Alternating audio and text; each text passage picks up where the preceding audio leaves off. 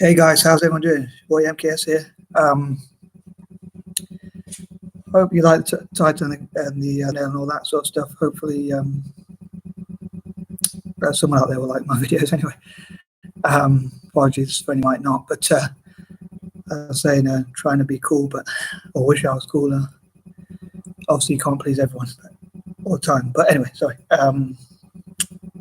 Maybe in this video I'll talk about. I haven't really planned it, so I might talk about like famous or successful dyslexic entrepreneurs. Obviously, I say successful in speech marks because it depends how you define success. Most people probably do define success by how much money you make, but I suppose not everyone defines it in that way. So that's why I say success in speech marks. But one entrepreneur that's most people think about when they think of dyslexia is probably Richard Branson. He's one of the ones who always likes to talk about his dyslexia, how he's not ashamed to be dyslexic, but he's really proud to be dyslexic. And he's achieved a great deal. He's created hundreds of companies. I think some people say like 400 companies. I'm not sure if that's true, but a heck of a lot of companies, and really done great stuff and probably inspired a lot of dyslexic people. No, not everyone likes him, but I think he's done a lot for the dyslexic community. As a fellow dyslexic, I'm probably not going to say anything bad about him, but as I say, I love him to create like either Richard Branson Center for startups across Africa and Asia for dyslexic kids, or even the Virgin Center for dyslexic entrepreneurs in Asia and Africa to teach young dyslexics about entrepreneurship and his lessons, how he's at them.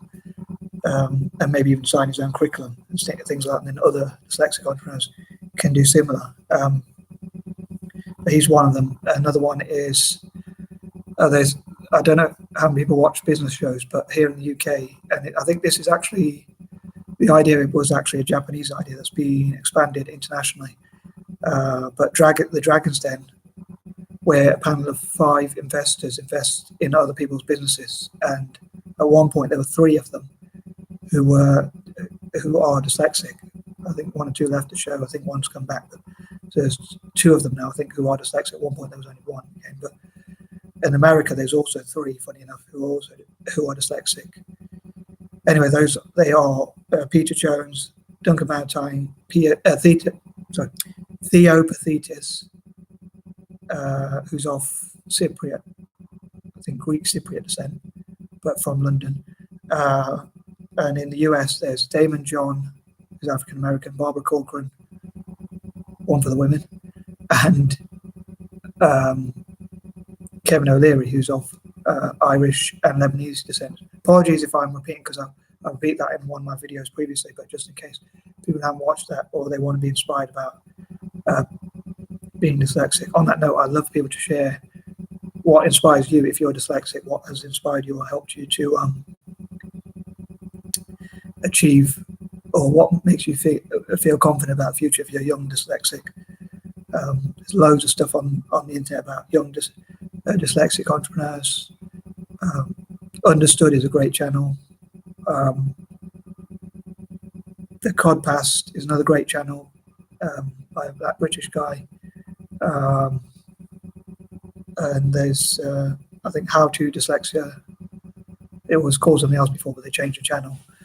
And there are just many others. I can't think of them top of my head, but I think the Disadvantage, which is a guy who lives near me, he makes a channel. Unfortunately, his voice is probably a lot better than mine, but from my point of view. But anyway, so yeah, there's loads of dyslexic entrepreneurs, and I'd love to hear from dyslexics, like what inspires you, or what gives you hope for the future, or if you are an entrepreneur, dyslexic entrepreneur, maybe not a very well-known one, but you want to share your story to inspire others, please feel free to comment in the comment section and share your story, and let's support each other's dyslexics, support each other's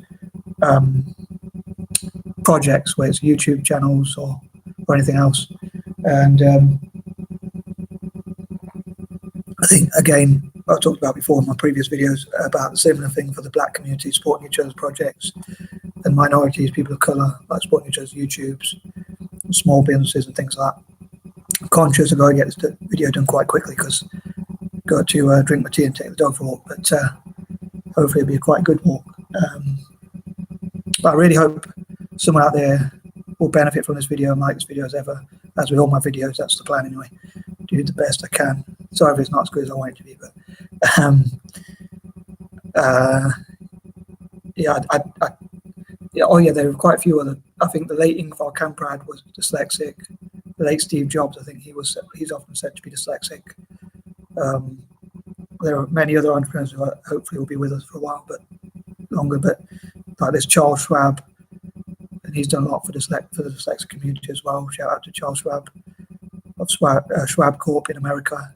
John Chambers, former CEO of Cisco. Craig McCaw seems like a great guy.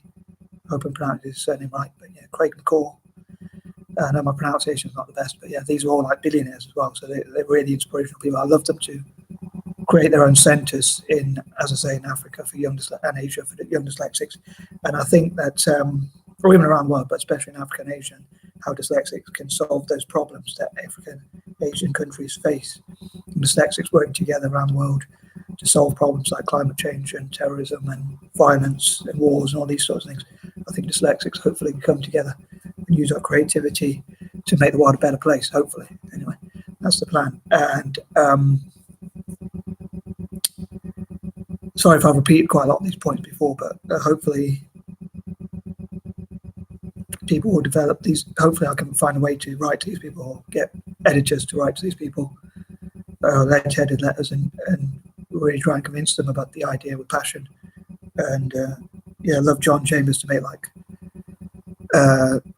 not just entrepreneurship, but also for young dyslexics across Africa, especially, also Africans generally, in technology as well, to train them about technology and things like that.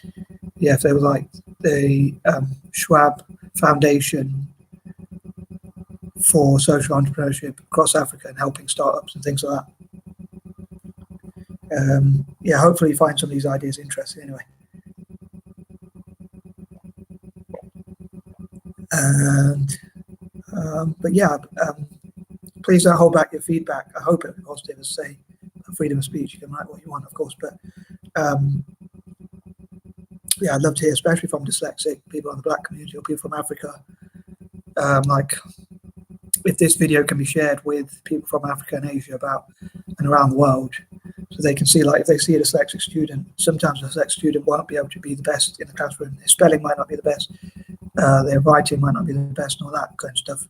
But with the right encouragement and training, they can still achieve great things. Because, like, if anyone says dyslexic people can't do well, as I say, the list I've just told you about, I mean, those are really successful people, successful financially in so many different ways. And they've achieved so much in life that, like, many non-dyslexic people would even dream to achieve. So I think that should show to anyone who believes that dyslexic people can't achieve something, whether that be dyslexics themselves with low self-esteem, because I've been through that myself, I know, but even young dyslexics, to give them the confidence, or other people who are not dyslexic, believing that dyslexic people can't do great things. Because, as I say, Richard Branson, Daymond John, Theo Paphitis, and so forth, show that dyslexic people can achieve great things. And I think, you know, people know that in India, I'll say all over Asia and Africa. I think, you know, it will show, hopefully they'll treat their dyslexic students better and inspire them instead of putting them down, or hopefully the dyslexic students will feel a lot better. And I think that's the main thing, pretty much, in my opinion anyway. So I hope that this video has really been of help to someone, and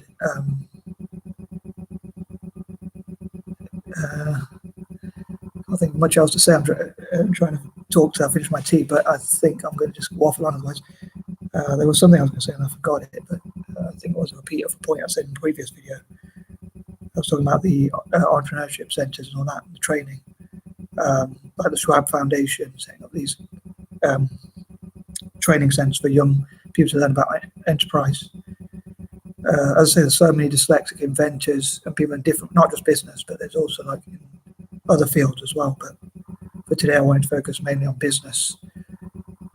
And I was saying in some countries where they beat dyslexics, or especially in the past, or they put down dyslexics, or they think that dyslexic people can't do well just because they're not academic, they can't spell or read or write as well as other people. It doesn't mean they can't achieve some great stuff, invent stuff, or they might be good with their hands, they might be good at drawing, or something creative. Oftentimes it's something creative that dyslexic people are good at. That's it, especially if you're dyslexic or African or from the Black community. I hope that you like these videos in October that I'm focused on dyslexic and the Black community. Let's say in November, I'm going to try and focus more